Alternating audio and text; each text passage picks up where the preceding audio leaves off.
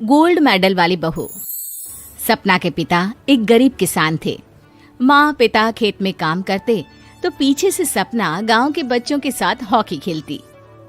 एक दिन शाम को, सारा दिन खेलती रहती है, ये नहीं कि छोटे भाई को संभाले। माँ पता है, मैंने आज हॉकी में पास के गांव के लड़कों की टीम को हरा दिया। अरे वाह वाह मेरी बेटी, शाबाश। ये ले कर रुपया, जा जाकर टॉफी खा ले। सपना खुशी से पिता के गले लग जाती है और बाहर चली जाती है। अरे तुम इसको बिगाड़ रहे हो, मैं ना इसकी शादी ही करा दूंगी। ऐसा कैसे शादी करा देगी? हाँ, अभी तो उम्र खेलने की है। माँ बड़बड़ करती वहां से निकल जाती है। लेकिन शाम को उन लोगों के घर कुछ लोग आते हैं। अरे राम सुखिया, जरा ये तो बतलाओ, सपना के बारे में क्या सोचा है? अरे क्या सोचना है मास्टर जी, पढ़ रही है, जितना पढ़ सकती है पढ़े, फिर शादी करवा देंगे, कोई अच्छा सा गांव का ही लड़का देख लेंगे। अरे तुम तो उसके पिता हो, तुमको कुछ नहीं पता? माँ घबरा जाती है। अरे का मास्टर जी, का पता नहीं, का हो गया? हम तो इनसे पहले ही बोल रहे थे कि लड़की की जात है, संभाल लो। अरे भाभी जी, आप भी ना कभी अच्छा भी सोच लिया करो। अरे सपना क्या खेलती है हॉकी, बड़े से बड़े आदमी भी नहीं जीत पाते हैं उससे। कल गांव में एक टीम आ रही है, लड़कियों की हॉकी खेलने उसे भेज देना, वहां शायद कुछ बात बन जाए। अरे ना ना मास्टर जी, कोई खेल वेल नहीं करवाना हम लोगों को, वो भी शहर के लोगों के साथ तो बिल्कुल भी ना। शहर के लोगों को ना कोई भरोसा नहीं होता मास्टर जी। अरे कैसी बात कर रही हो सपना की माँ, बुरा आदमी तो हर जगह मिल जाएगा, उसके लिए शहर का और गांव का। हाँ हाँ मास्टर जी, हम लोग तैयार हैं, कल आ जाएगी सपना वक्त से। माँ के लाख मना करने पर भी पिता सपना को हॉकी टीम के लिए भेज देते हैं। शाम को सपना वापस आती है, लेकिन लट के मुंह से।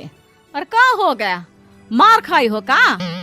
कौन मारेगा हमें? कोई मार वार खाकर नहीं आए। अरे फिर शकल पर 12 क्यों बजे हैं, बताओगी? देखो माँ, आप समझोगी नहीं, बताकर फायदा क्या है? अरे बिटिया रानी, हम तो समझेंगे ना, हमें ही बता दे। सपना पापा के गले लग जाती है।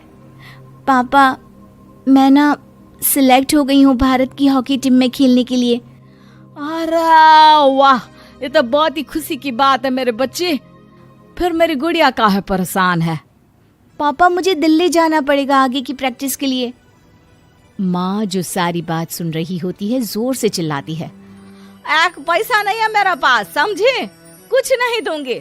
शादी के लिए लड़का फाइनल भी कर दिया है, कल्ले का बेटा, वो शादी कर लेगा तुमसे। सपना पिता की ओर देखती है। अरे देख सपना, खेलने दिल्ली जाना है तो सिर्फ इसी शर्त पे कि आकर कल्ले से बेटे से चुपचाप शादी कर लेगी, बोल। अरे ठीक है ना, कल्ले का बेटा तो बहुत ही समझदार है, सरकारी नौकरी है उसकी, मान गया वो तो सपना शादी कर लेगी। सपना भी धीरू, जो कि कल्ले का बेटा था, उसे जानती थी।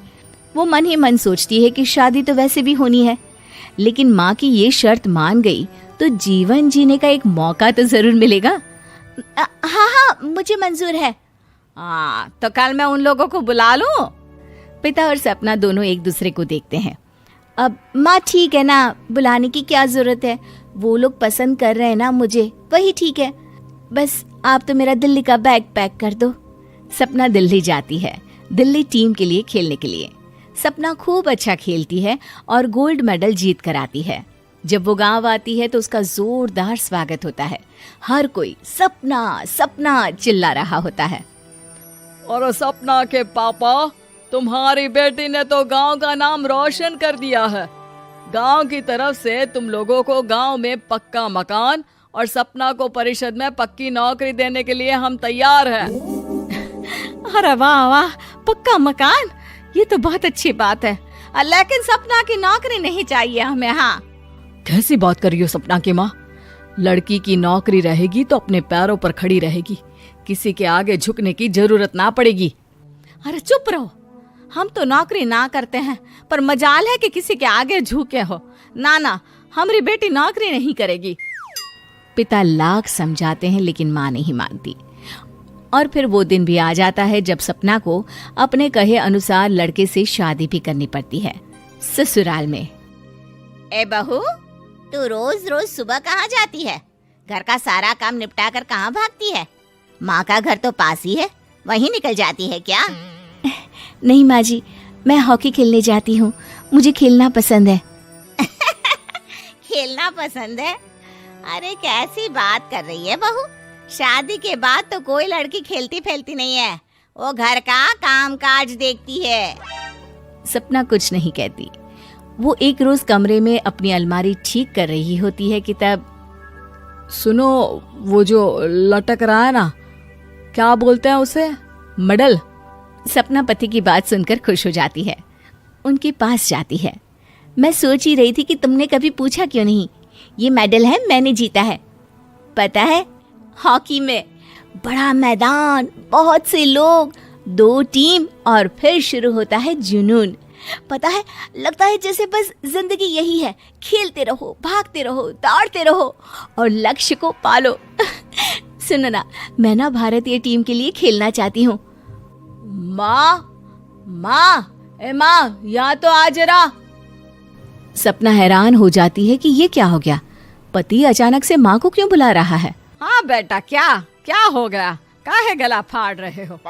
माँ, ये सपना क्या कह रही है? अरे बीवी तो बोलती ही रहती है बेटा, लेकिन क्या हो गया, चिल्ला क्यों रहे हो? ऐसा क्या बोल दिया इसने?